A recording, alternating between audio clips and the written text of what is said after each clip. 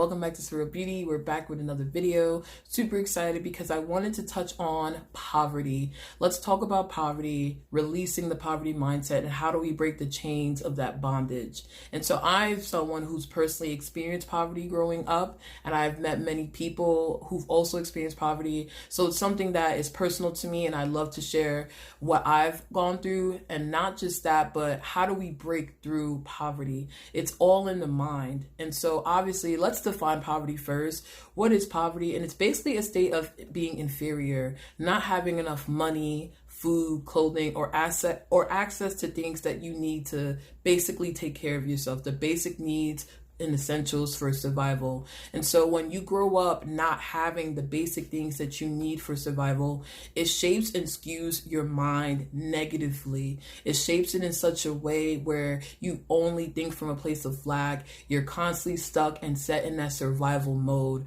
And so you grow up in life literally operating from a need to survive and not a need of abundance, or not operating from a realm of abundance. And so this is something it took me years to figure out and get on and, cope with. And so I want to share some of the things that I learned to break through that helped me recenter and look at life differently.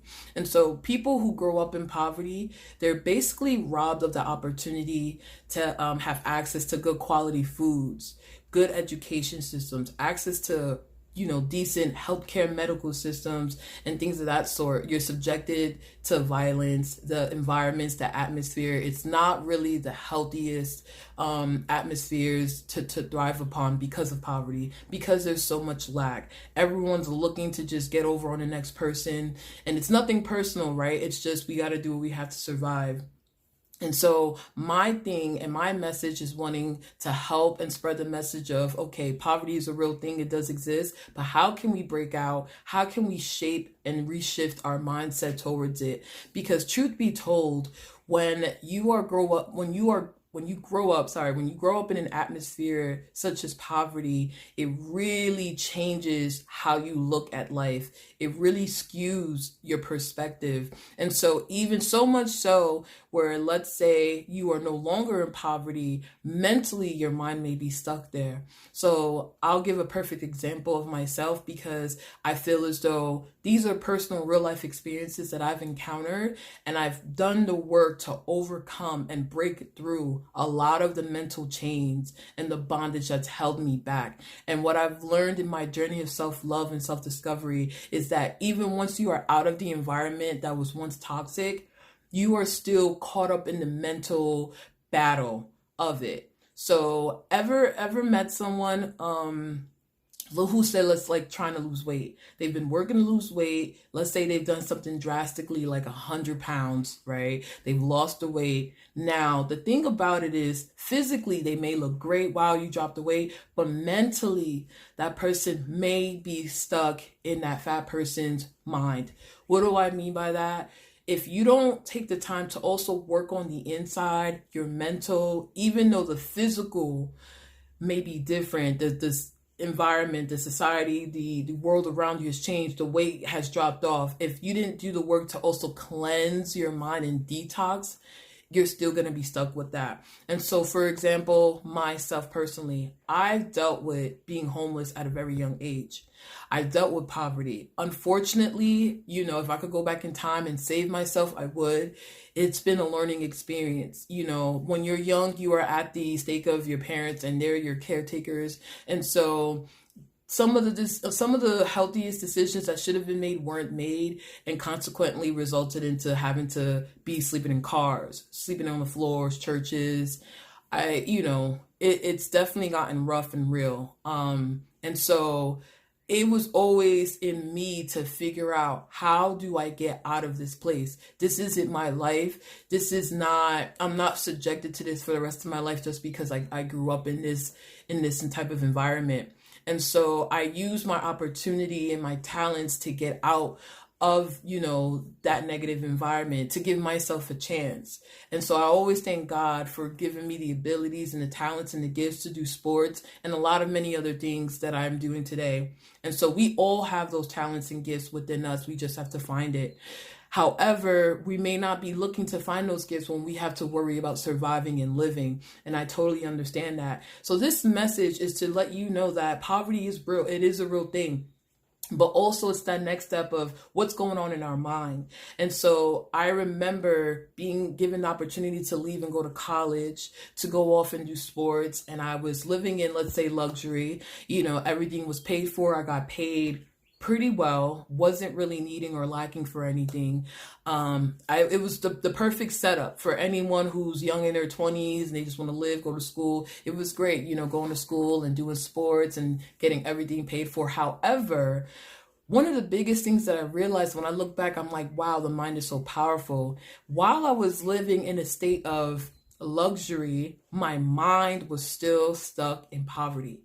Right? I was still anxious, paranoid, worried that everything was going to be taken from me. Like, this isn't going to last. So the thoughts of, I'm not going to be able to keep this, I'm not going to be able to sustain this, running through my mind. So I felt as though I was still poor, still living in that state of poverty, still in that state of survival. I was stuck in that mode because I didn't do the work, the inner work, to refresh and reset my mind. And it really stunted my growth. It stunted opportunities that I should have taken, that I could have taken, that could have really allowed me to have even more of a bigger breakthrough. But because I was stuck in my mind of lack, it altered and it dictated a lot of the decisions, a lot of the feelings and the emotions that I carried on, a lot of the burdens, So I really want to express the importance of let's taking care of ourselves, our mental.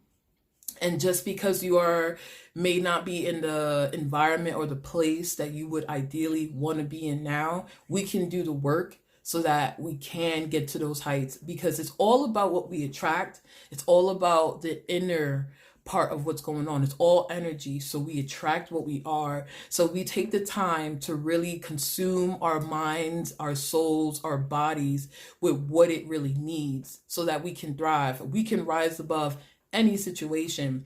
And now it may sound easy saying it, but it's not. And I don't want to make it seem as though it's 1, 2, 3 and it's quick. No. However, this is the recipe to it. And so one of the biggest things that I did, I started to meditate. Meditate was one of the bigger, it was a huge battle because you have to really quiet your mind, really sit in peace and sound. And so that can be difficult for some people. However, getting yourself to a place where you're no longer worried about the outside world.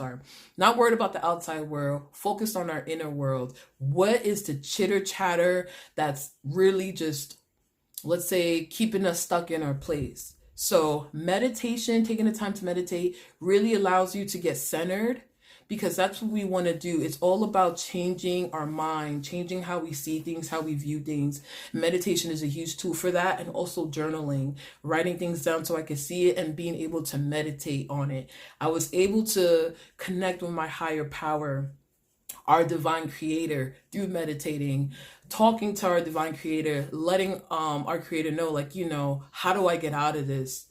I'm stuck here. And this is a personal thing, guys. When you're ready, really ready to go on this walk of self-love, self-discovery, what you are seeking will seek you too. And that's how it works. So these were legitimate questions I would ask. Like, how do I get out of this place? How do I get out of this level and way of life and being? There's got to be more. I know it's not just the lucky ones out there that just have it better. No, we all have access to this, but it's like in my mind, things are locked. How do I access this information, this insight?